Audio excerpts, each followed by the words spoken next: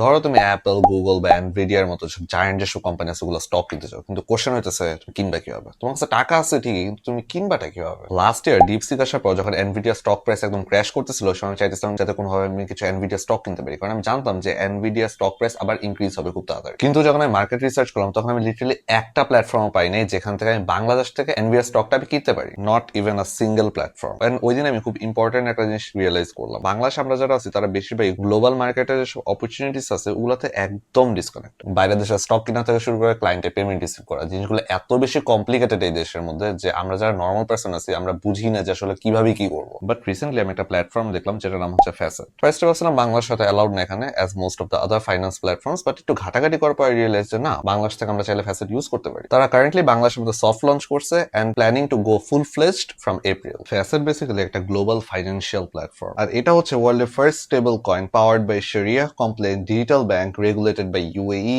Malaysia and many other countries. Additionally Fasset 125টা দেশের মধ্যে কারেন্টলি অপারেট করতেছে গ্লোবালি। সহজ ভাষায় এটা হচ্ছে একটা অ্যাপ যেটা থ্রুতে তুমি বাইরের দেশ থেকে পেমেন্ট রিসিভ বা সেন্ড করতে পারো, আর তুমি ডিজিটাল যেসব অ্যাসেট আছে ওগুলোর মধ্যে ইনভেস্ট করতে পারো। ফর এক্সাম্পল, বাংলাদেশ থেকে যারা ফ্রিল্যান্সিং করো তাদের জন্য একটা প্রবলেম হইতেছে বাইরের দেশে ক্লায়েন্টের থেকে টাকা বাংলাদেশে রিসিভ করা। সো এটা একটা পারফেক্ট সলিউশন হতে পারে ফ্যাসেট। ফ্যাসেটের থ্রুতে একটা অ্যাকাউন্ট খুলে তুমি ইজিলি ইন্টারন্যাশনালি যে কোনো পেমেন্ট রিসিভ করতে পারবে, আর এই পেমেন্টটা তুমি স্যাটারডে সানডে এই 2 দিন বাদে যে কোনো সময় 30 মিনিটের মধ্যে রিসিভ করতে পারবে। ফ্যাসেটের মধ্যে অ্যাকাউন্ট ক্রিয়েট করার যে ফুল প্রসেসটা আছে এটা খুবই সিম্পল। ফার্স্টে তোমাকে ফ্যাসেটের যে অ্যাপটা আছে ওইটা ডাউনলোড করতে হবে। ওইটা ডাউনলোড করার পর তোমার যে বেসিক ইনফরমেশন আছে ওইগুলো ফিল করতে হবে। ওইগুলো ফিল করার পর তোমার just KYC and address verification করলে তোমার অ্যাকাউন্টটা ফ্যাসেটের মধ্যে ওপেন হয়ে যাবে। Yes, it's that much simple. আর ফ্যাসেটের মধ্যে সবচেয়ে ইন্টারেস্টিং ফিচারটা হচ্ছে এটার মধ্যে তুমি ইনভেস্টমেন্টও করতে পারবে। এটার থ্রুতে তুমি বাইরের দেশে বড় বড় কোম্পানি স্টক কিনা থেকে শুরু করে অন্যান্য সব ডিজিটাল অ্যাসেট আছে ওইগুলোর মধ্যে ইনভেস্ট করতে পারবে directly through your facet app. একটা প্ল্যাটফর্মের মধ্যে ইউ আর গেটিং এভরিথিং। ফ্যাসেটের মধ্যে কিন্তু একটা মাল্টি কারেন্সি ভিসা কার্ডও আছে। এই কার্ড তুমি অ্যাপল পে বা গুগল পে এর সাথে ডাইরেক্টলি কানেক্ট করে ইউজ করতে পারবে। দ্যাট মিন্স এই ভিসা কার্ড ইউজ করে তুমি গ্লোবালি যে কোনো পেমেন্ট থেকে শুরু করে